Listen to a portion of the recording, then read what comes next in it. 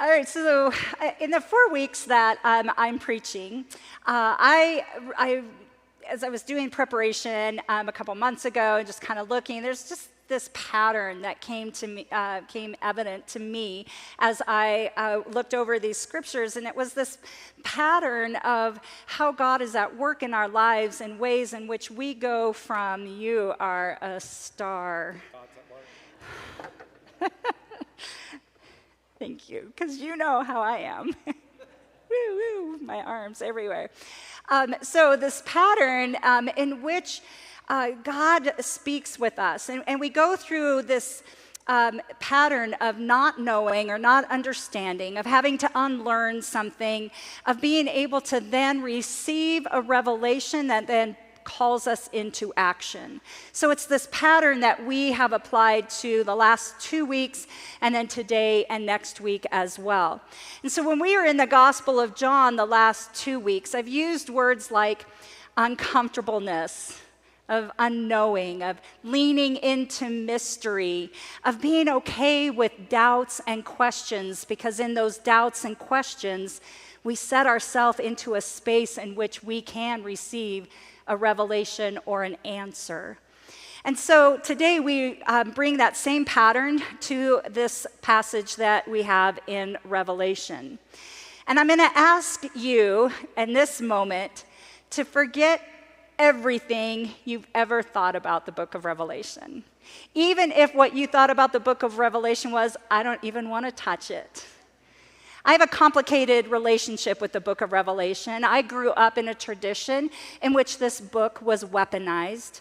This book was used to scare one into a more righteous life, a more controlled life, a more dedicated life to the church. And it turned me off. And I left church for quite a while. I came back into church, and then God called me into ministry, which meant I had to deal with this book again in some form or fashion. And I did avoid it for a little while in ministry. And I'm also going to confess that what I now love to do with the book of Revelation is all a response or a reaction to what others do with the book of Revelation. When I hear phrases or people say, oh, we're in the great tribulation, or, Jesus is going to come and snatch up all the evil people, or, get right with your life, this bothers me, and so I dig in, because I believe and know that the book of Revelation has some hope for us even today. So as I told you, we are going to take this kind of high look at the book. We're going to try to see a bigger picture rather than the little details of all of the imagery and metaphors. We want to do this so that we can find out what the revelation that God has for us today. And so today we're going to look at who this vision was for. Who was intended to receive this vision outside of John himself? So the who that we see, and we're introduced to this right away in chapter 1, it's these churches of Asia Minor. That image of the 7 lampstands, which we have a reminder for us here on the altar. Right? These 7 churches were the recipients of the message of the whole vision. But there wasn't just 7 churches in Asia Minor. There were lots of churches in that area. And so why only these? Well, then we have to kind of lean into the symbolism that the number 7 in biblical numerology is a complete number. It means the completeness. It means a wholeness. So the 7 churches that are named are actually representative of the whole church. And in chapters 2 and 3, we hear what the Lamb or the Son of Man would say to the churches, the complete church. So we're going to take a quick little drive through the area and check out these churches to see what the message was. So these is actually from chapters 2 and 3. So little disclaimer, I don't spend my time trying to learn pronunciations. It's the message that's more important to me, so if I trip over some of these words, You'll just love me anyway. All right, the Church of Ephesus. The Church of Ephesus was known to be a very hard-working congregation, and they were really good at hearing false teachings and testing them out and kind of asking questions of it, right? Just wrestling with some of the false teachings that was going on. But the message that Ephesus received was that they were criticized because they really had lost that initial love of Christ that brought them together as a church in the beginning. So while they were doing pretty good in some things, they really didn't really have an adoration for Jesus. Then the church in Smyrna, this was a poor community, very impoverished community and church, and they were heavily persecuted in the area that they were in.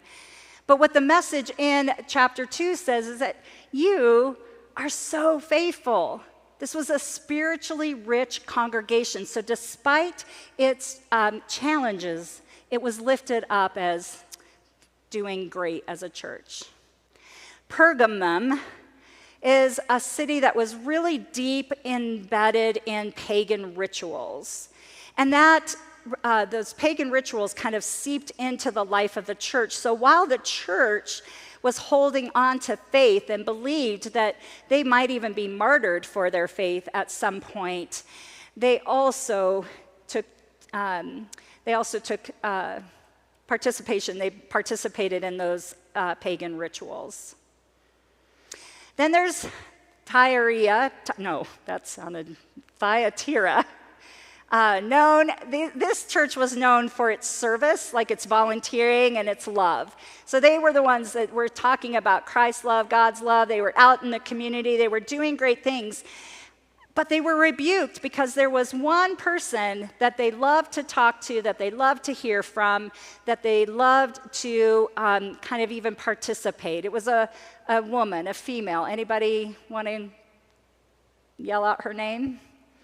Jezebel. Have you heard the word Jezebel? This is where that term comes from, the Jezebel, who was promoting immorality, things that were contrary to the church.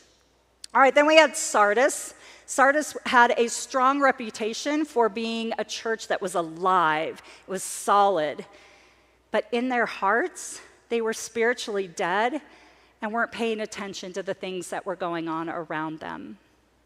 Then there was the church in Philadelphia. It was said to be steadfast and faithful, no criticism. It was a church that Jesus said was right on track, and it was even promised that they would be protected in the days to come. And then finally, we have the church of Laodicea. Maybe that's what they're called. It was a very wealthy church. They were self-sufficient. They're described, though, as spiritually lukewarm. Kind of like, what will be, will be. Whatever, right? And they actually receive a sharp rebuke in their message to them. All right. So if we take a look at these churches and the messages that were given to them, and we kind of hold also that symbolism that the 7 churches represent kind of the whole of the church, then we could kind of say that, 70% of the churches need to do some self-reflection.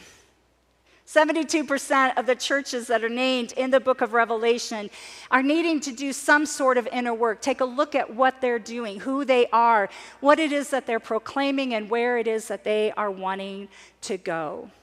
And so I think the invitation for us today with the book of Revelation is for us to do self-reflection. And I'm not inviting you to do that as individuals. I'm actually asking us to do it as a church. That it's a time for us to think about who it is that we are in God and what God might want us to go. When I say that we should engage in self-reflection, I'm not asking or saying that we should be criticizing our ministries or something that's going on. I don't encourage or think that we should be comparing ourselves to other churches or trying to say that we're part of the 28% who are solid and it's all the others that need to do the work. Right? It's an opportunity for us to just say, what is going on? Who are we? What does God want us to become? You know, in 6 weeks, we are going to be celebrating the 155th year of First United Methodist Church being in ministry in Colorado Springs. It's an amazing milestone, and we're going to celebrate all the ways in which we have been active in this community, all of the ways in which our past has brought us to where we are. But we're also going to signpost what it looks like for us to be a people today that moves the church into the next 155 years. Yes, I think we still have 155 years. Jesus isn't coming tomorrow, even if I want him to. We have the opportunity as a church to think about what it is that we need to do now, how we are going to continue to build a community around us that is one of love and grace, that others will want to be a part of. And so we have to look within. We need to ask these questions. We need to even think about with God, like, what are the questions that we need to be asking? How do we then as individuals also reflect to bring life to a community, to engage in ministry, to grow ourselves as disciples of Christ, and bring others with us into community? So I told you I was going to leave you hanging, because that's it, folks. That's it for today. We're invited into this story in which we have very little understanding, and there will be more mystery than anything. But what is it that God would reveal to us in that mystery? Next week, we will get a picture of the full consummation of what God is calling us to do, who God is calling us to be. And so I hope that you will be back. If you cannot make it, you know we're online. You can watch next week as well. But here's the hope that I would give you from chapter 1 for our going out into the world, is that Christ stands among us. This isn't work we do on our own. We don't have to judge ourselves. The love of God in Jesus Christ holds us in the loving hands, prays for us, and guides us.